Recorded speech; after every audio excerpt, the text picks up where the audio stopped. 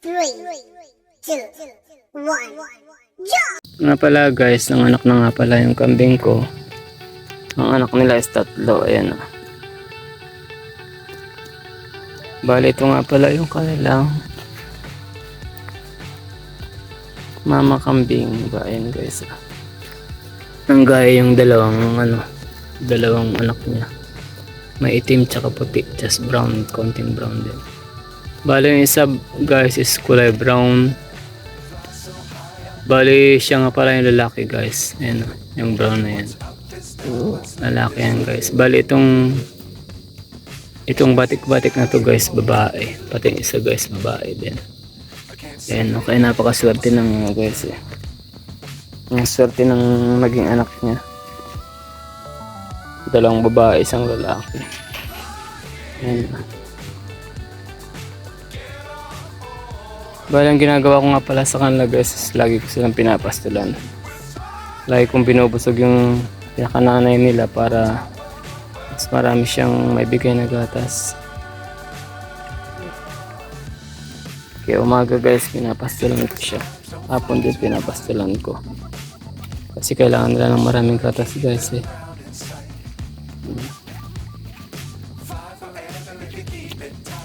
Tsaka nga pala guys,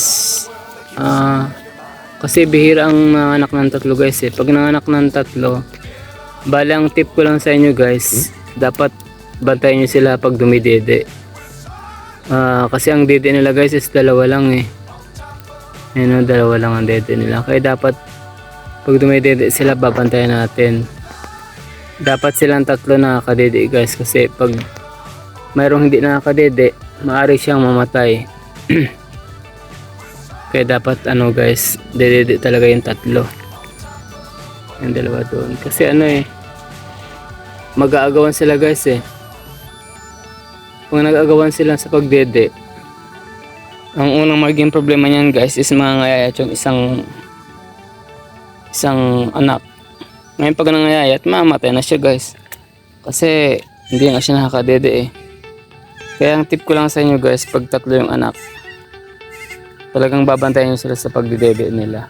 Hawakan nyo muna yung isa, tapos pag busog na, balik nyo naman yung isa, yung hawak nyo.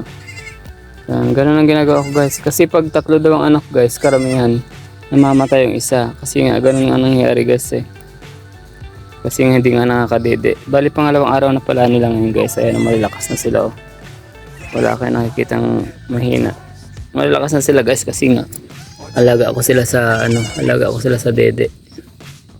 Biro nyo guys, so 2 araw na lang sila ngayon, no? Lalakas na. At saka malaki nga pala sila guys. Ayan, mga upgraded na kasi sila.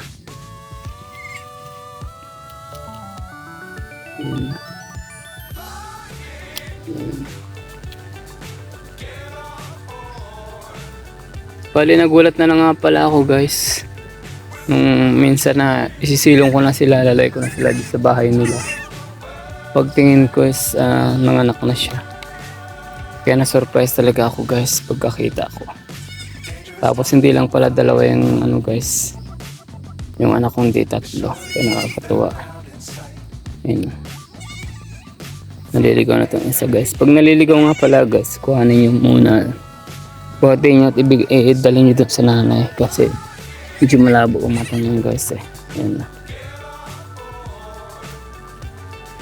Yun lang ang pinaka-tip ko sa inyo dito guys. Kasi karamihan ng anak na kambing, pag 3 namamatay talaga yung isa guys. Kasi hindi nila alam yung diskarte.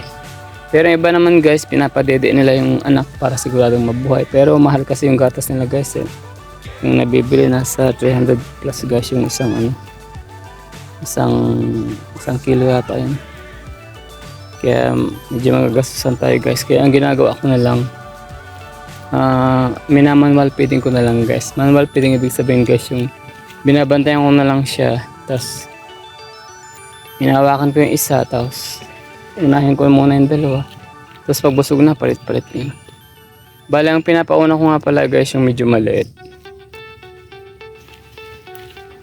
na tapos ito nga pala guys yung Napier. Yan, bali ito yung guys yung malakas magpag-atas sa Ito magandang ipakain sa mga nagpapadede guys na na kambing. Ayan na pero. Bala kinukuha ko nga siya nito guys. Yung pinakadahon nito ng napir. At yun ang pinapakain ko sa kanya. Kasi para lalong dumami yung gatas niya guys. Ayan o. Itong napira yun. Mga napira ko dito guys. Tingnan natin guys kung kakainin nga niya. Guys, so gustong gusto niya diba? Yan o. Yan, pampagatas yan guys. Tsaka ano pa.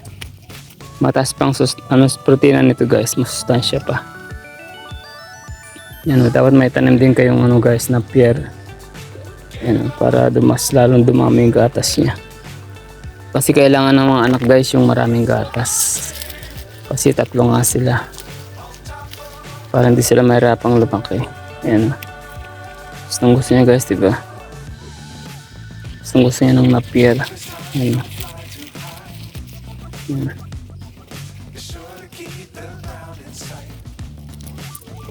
Yan.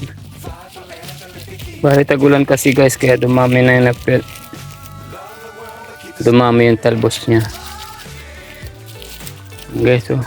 Gusto niya. Biro niya.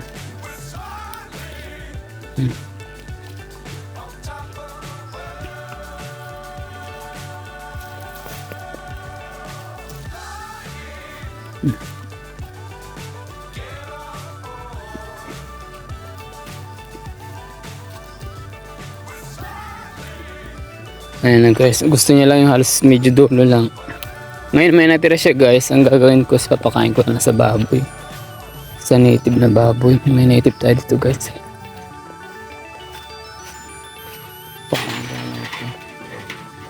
Wala na doon, makainin natin guys. Yan, native natin. Maraming kakainin nila yung napir, masustansya yan guys. Native natin guys, dalawa. Gusto nila guys yung binigay ko na pair. Yan. Bali, ibigyan ko pa ulit siya guys ng dahon ng napier para mas marami siyang ma-produce na gatas. Bali, kukuha pa tayo. Mas gusto niya pala yung medyo halos dulo. Bagay, wala na tayong guys. Tayo ng dapat matutukan natin guys yung yung baby niya na makadede sila ng maraming gatas. Ito nga pala guys, nakuha ko. Bigay ko muna to sa kanya guys. Gusto niya.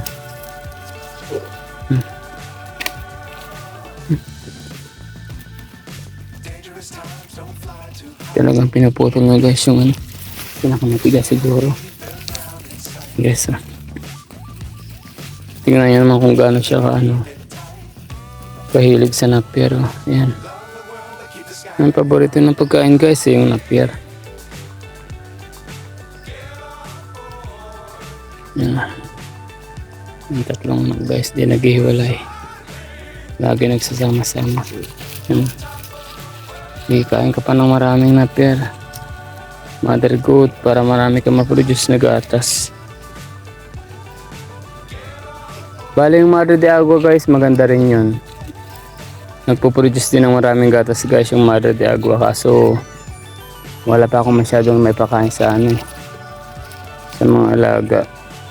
Kasi kakaunti pa guys eh. Bali nagtanim nga ako ng marami para meron akong supply. Yan.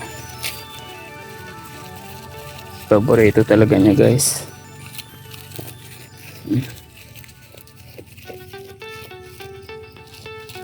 Crunchy.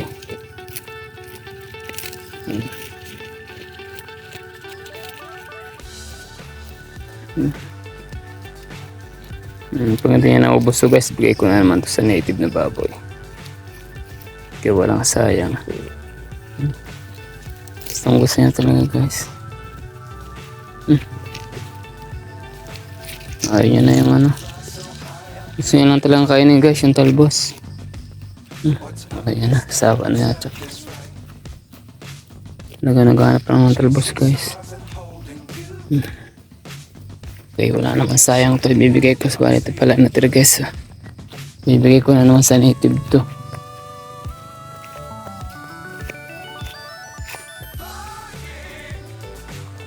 Guys, bali ito nga pala yung bantak nito. So,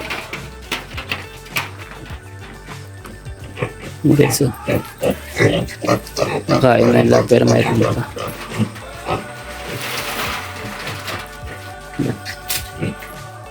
May kamote na rin guys.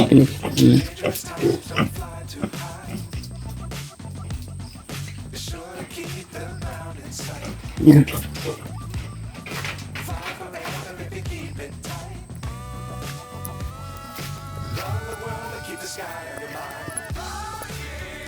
Kaya kailangan ko magtanim ng marami ding ano guys, itong pier.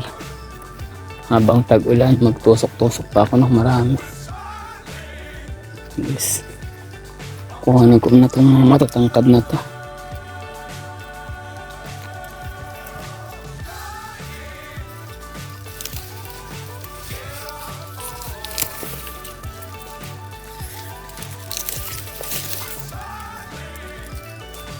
Medyo idol ko na siguro guys. Idolo ko na lang kung ano ito. Sigurado makain niya. Guys, oh. Pinaputol naman niya agad.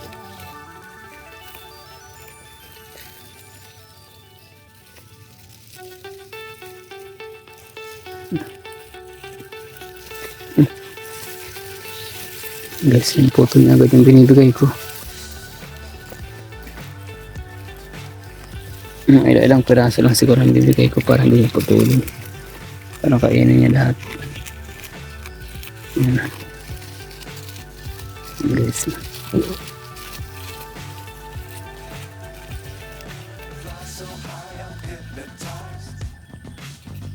Naputila ilang piraso lang. Para kainin niya ng ano.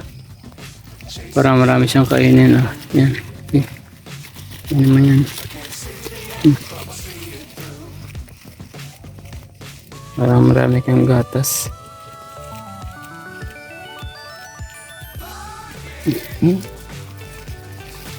Guys, gusto niya. Yan ang technique guys. Kung gusto niyo maraming gatas yung maging gatas yung ano, nanay na kambing nyo, yan. Pakainin nyo lang ng napir guys.